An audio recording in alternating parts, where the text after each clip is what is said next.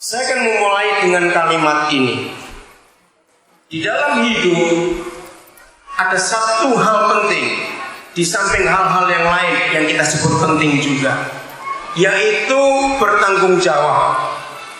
Ibu bapak saudara dikasihi Tuhan, apabila dalam hidup ini kita tidak pernah sadar, tidak pernah tahu, tidak pernah mengerti kepada siapa kita bertanggung jawab, maka hidup ini akan jadi kacau. Ketika pertama kali pencipta alam semesta menjadikan manusia pertama, yaitu Adam, sebelum diberikan apa-apa kepada Adam, maka kita tahu tanggung jawab itu diberikan. Nah, bayangkan dalam kehidupan kita, kalau kita tidak tahu tanggung jawab kita kepada siapa. Sebagai anak, kita bertanggung jawab kepada orang tua. Sebagai orang tua, kita bertanggung jawab kepada Tuhan yang memberikan kita anak-anak. Sebagai pemerintah, pejabat pemerintah, kita bertanggung jawab kepada konstitusi, kepada otoritas negara ini. Sebagai istri, bertanggung jawab kepada suami. Sebagai suami, bertanggung jawab kepada Yesus Tuhan sebagai kepala. Sebagai karyawan, kita bertanggung jawab kepada pimpinan kita.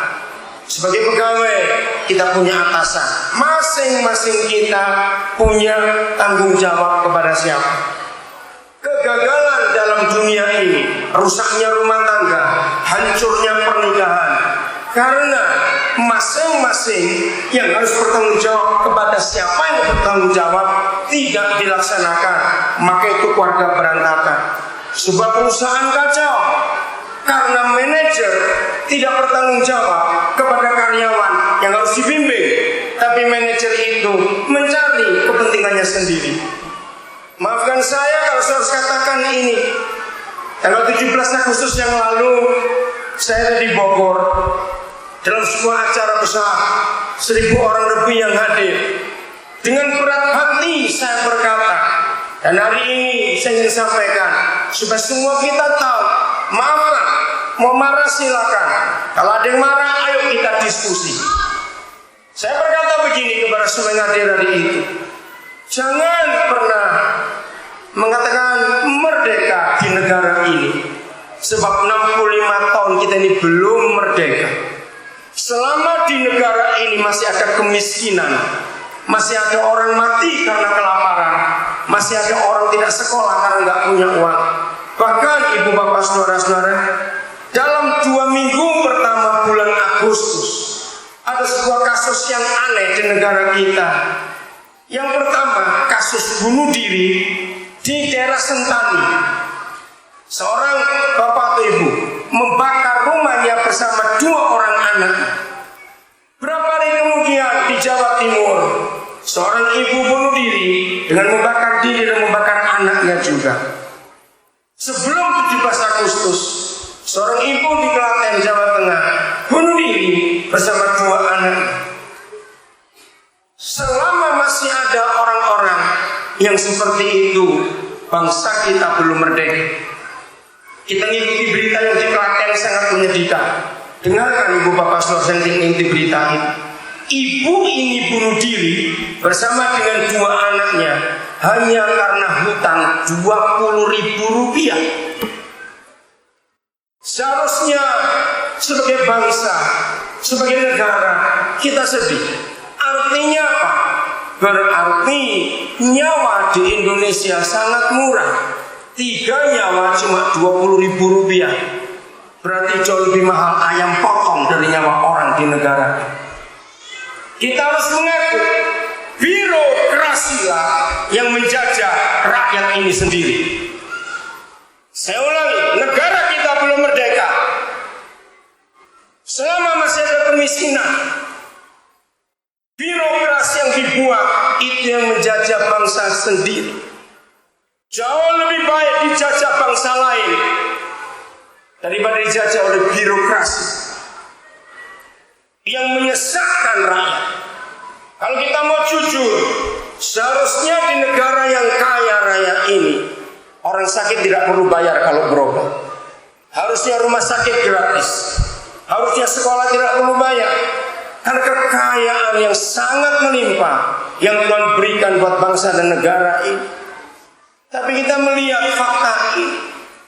Siapa dengar pertengahan Juli yang lalu, seorang anak umur 13 tahun, ibunya penjual sayuran di sebuah pasar di daerah Jakarta, dia bunuh diri.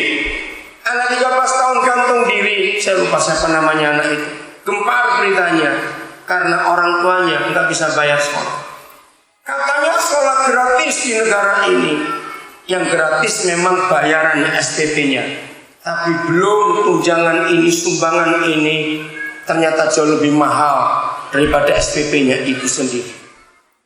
Siapa saja yang ada di sini hari ini dan mendengarkan hal ini, mengapa ini semua bisa terjadi? Jawabannya pada satu kata, karena masing-masing pribadi tidak tahu harus bertanggung jawab kepada siapa.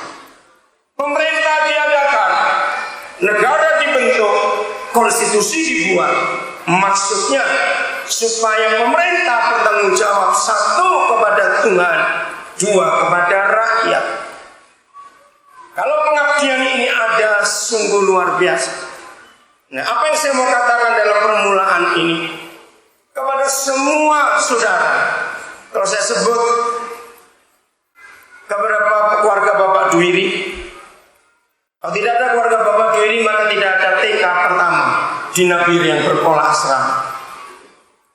Kepada keluarga Bapak Darsono, saya tidak tahu Pak Darsono ada atau tidak, yang rumahnya dipinjamkan untuk istri saya dengan saya Agustus tahun 83. Pertama kali kami menginjakkan kaki di Nabire, didorong oleh seorang pengusaha dari Jayapura, namanya Bapak Indarto Tanaya.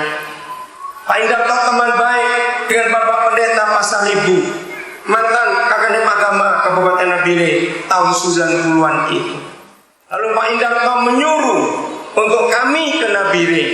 Saya tidak mau waktu itu karena kami sedang mengelola sekolah di Wamena. Tapi Pak Indarto maksa, akhirnya kami berangkat. Maka di situ bertemu dengan semua ibu-ibu PWKI yang menyambut kami.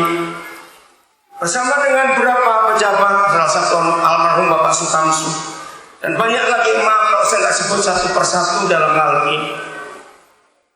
Kalau kita tahu kepada siapa kita bertanggung jawab, maka hidup ini akan luar biasa. Kepada semua donatur, pengusaha yang di Nabire khususnya maupun yang dari luar Nabire, semua anak-anak Tuhan, semua saudara, semua pihak yang terlibat, saya tidak akan mengucapkan terima kasih. Mengapa? Kalau saya mengucapkan terima kasih, maka ini milik saya. Saya nggak akan bilang berterima kasih. Tuhanlah yang seharusnya berterima kasih kepada semua kita.